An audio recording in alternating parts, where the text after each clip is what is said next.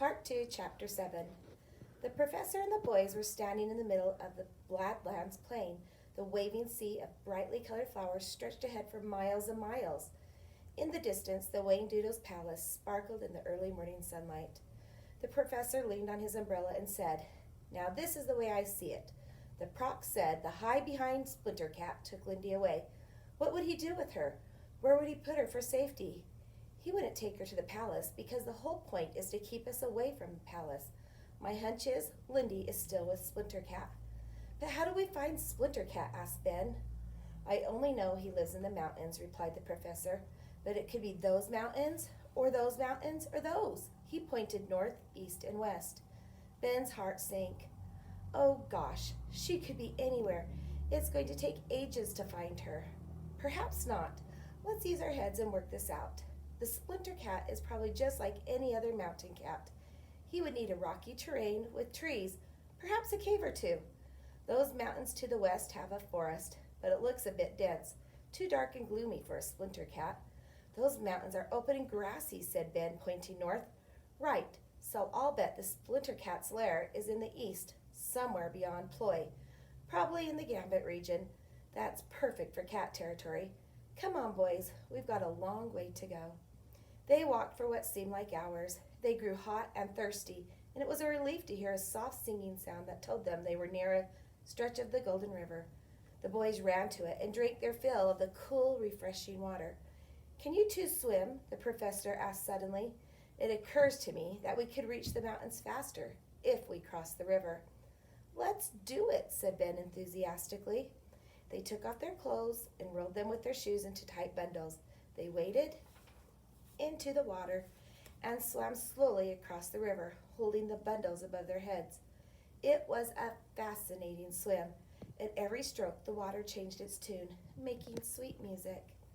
Once on the other side, they dressed hurriedly. Tom looked around.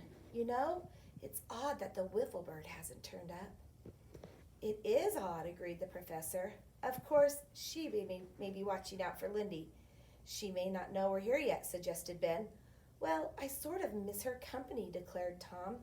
"Even though she's a nuisance sometimes, it's nice having her around." Ben noticed a movement off to his left. He pointed and whispered, "I thought I saw something." They crouched on the ground and remained absolutely still. A group of fierce-looking creatures emerged from a break in the rocks and moved slowly in a line towards the Golden River. They were at least 6 or 7 feet high at the shoulder, with shaggy, caramel-colored fur and enormous, curling, sharp-pointed horns. "What are they?" gasped Thomas. "That's a herd of flummox." The professor's face was alight with excitement. "They're distant relatives of the great aurochs that roamed Europe thousands of years ago. We better give them a wide berth. They could be dangerous." When they finally reached the foot of the mountains, they were travel-stained and weary. Tom, trailing a few paces behind the others, noticed something small and shiny lying against a stone. "Professor!" he cried excitedly. The professor whirled in alarm. "Hush, Tom! Look what I found!" The professor examined the shiny object. "Why, it's a 25-cent piece! It's the one I gave Lindy. I know it is. She said she would keep it in her pocket as a lucky piece. She must have dropped it, don't you see?" The professor was excited too. "This proves we're on the right track. Lindy passed this way. What a stroke of luck!" "Professor, look at this!" cried Ben, and he knelt down to look closely at the ground. "It's a paw print, a really large one." "It's the Splintercat's all right," confirmed the professor. He looked up and scanned the mountain towering above them. "See that plateau? I'll bet you anything that's where he went." "How are we going to get up there?" asked Ben. "There must be a way up somehow. Come on." At that moment, a great shriek rent the air. It was so loud and so close that the professor and the boys practically jumped out of their skins. Terrified, they flung themselves to the ground. Tom found his voice. "What do you suppose it is?" "Whatever it is, it's pretty big," whispered the professor. "Let's be careful." They crawled forward. A faint mist hung just above their heads, and there was a damp feeling to the air. They became aware of a heavy panting sound. Cautiously, they peered around a high wall of rock, and there, standing at the foot of the mountain, enveloped in clouds of steam, was the most remarkable train they had ever seen. It was pure white and gave the impression of being made from thick, fluffy cotton wool. Yet, the rods and wheels and couplings of the great engine itself looked strong and shone like polished steel. Written on the side of it in bold letters were the words, "The Brain Strain." The professor was staggered. I expected wonders in this incredible land, but I never thought I'd see anything as wonderful as that. He looked at the mountain. Silver rails went straight up the sheer rock face and disappeared into the clouds. "If I'm not mistaken," he said, "that train goes right to the top. That, my friends, is how we're going to reach Lindy and the Splinter Cat." "But what makes the train go?" queried Ben. I don't see an engineer. I don't see anybody." The professor scrutinized the train intently. He mumbled to himself, "Steam, hot air, brain strain." His face suddenly brightened. "Got it," he said triumphantly. "That thing is full of hot air. Hot air rises. That's how it goes up the mountain. That's why it doesn't need an engineer." "How does it get down the mountain again?" asked Tom. "I have absolutely no idea. But come on, we've got to board the train." They started around the wall, but the professor suddenly grabbed the boys and pulled them back. "Look out," he whispered tensely. "Sidewinders." 3 of the horrifying creatures were emerging from the trees.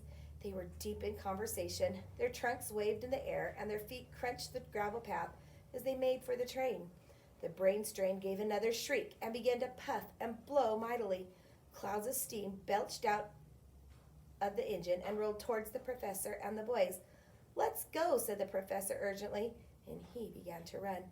Under the protective cover of billowing steam, the boys made a dash for it. The train was beginning to move.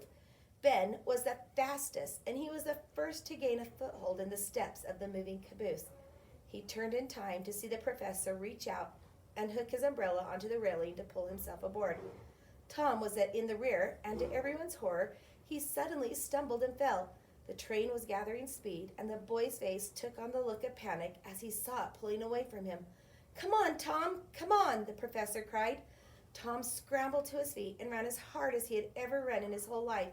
His legs began to ache, and a desperate sob caught in his throat. The professor leaned out as far as he could. He handed one end of his umbrella to Tom. The boy grasped it tightly. The professor yanked hard, and Tom, stumbling and lurching, was hauled aboard the train, where he lay panting and gasping with relief. The professor pulled him to his feet. "Hold on, Tom. We're climbing fast." The boys gripped the railing and gave the professor a weak grin of thanks. The brain strain heaved and puffed its way up the face of the mountain. Higher and higher it climbed. They were nearing the plateau. Over the noise of the engine, the professor shouted, "It isn't going to stop. We'll have to jump." Suddenly, the train leveled off and began to gather speed at an alarming rate. "Now!" yelled the professor, and the 3 of them leaped from the speeding train. They hit the earth hard, rolling over and over, tumbling and bouncing. Tom was flung into a bush, and the professor disappeared. Ben staggered to his feet, weaving unsteadily toward his brothers. "You okay?" he gasped. Tom nodded. "Where's the professor?" "Here," came a faint reply. "Over the edge." They rushed to the precipice. The professor's umbrella had caught on a root, and he was hanging on it for dear life, swaying gently out over the void. The boys leaned over and grabbed him. Ben clasped his wrist, and Tom caught hold of his collar. With a mighty heave, they pulled him to safety. He was deathly white and lay for several moments, face down in the grass. Presently, he rolled over and gazed up at the sky. Then he looked up at the boys. "Thank you both," he said simply. "That was a close call." He sat up and looked at the mountain, where high above, the brain strain came to a halt. The sidewinders got out. Then a remarkable thing happened. The train slowly vanished before their eyes. "Good Lord," the professor shook his head in disbelief. "That answers your question, Tom. The brain strain doesn't have to get down the mountain. It dissipates at the top." "How could it do that?" asked Ben. "Like any hot air that rises. It just dissipates. That accounts for all the clouds up there. I presume the train reassembles itself at the bottom of the mountain, and when it has gathered enough hot air, it moves up once again. Fantastic!" Tom and Ben helped him to his feet. They could see that the adventure had been quite a strain for their friend. He looked pale and not very steady. but he gazed around with interest and said, brightly enough, "Well, I wonder where we go from here."